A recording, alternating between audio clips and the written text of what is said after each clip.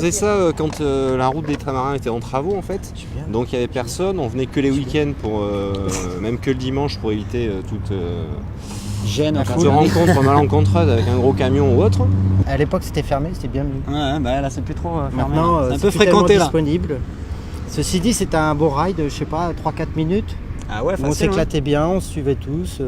L'itinéraire, ça partait d'ici, de l'Éperon, jusqu'au viaduc de Saint-Paul. Voilà. Ça fait 3 km 4 de descente et voilà, c'était sympa parce que justement il n'y avait personne, l'itinéraire était top.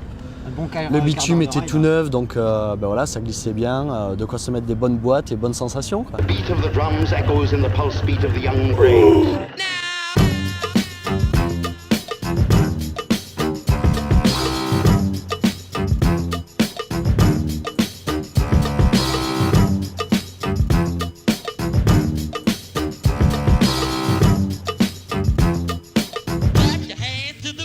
C'est une route qui est large déjà, donc ça nous permet de slider pour avoir plus de sensations, pour pouvoir freiner un petit peu aussi.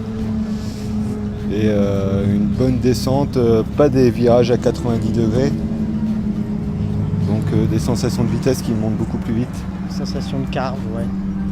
C'est avec des bons virages où on peut bien s'accroupir sur la planche, pour bien réappuyer dessus, bien repartir dans l'autre sens. Et pouvoir après se taper un schmooze par exemple.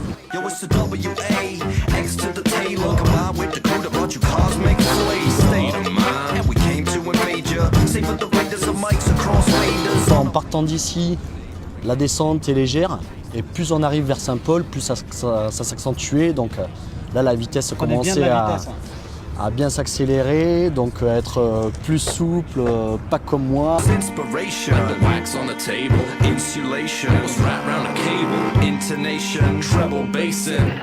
Question gamelle, on en a pris certes, notamment une ou deux dans la petite vidéo. On n'a pas de casque, on n'a pas de protection, c'est pas du tout à faire. Moi, suite à ça, je me suis acheté un casque et des protections et ce que je conseille à tout le monde.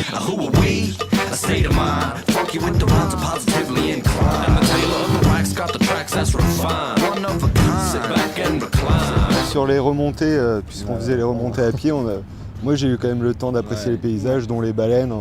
C'était la saison des baleines, c'était génial. Hein. T'as une bonne vue, toi, un bruit magique du coucher de soleil. Zoom de 200 mm.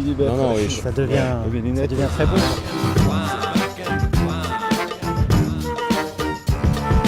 Des petites frayeurs, en fait, nous en tant qu'amateurs, ce qui nous permettait d'y aller et de pas trop se faire mal, c'est surtout la largeur de la route qui, en tant que novices et débutants et amateurs complets, nous permettait en fait de ralentir. C'est le seul moyen qu'on avait de ralentir.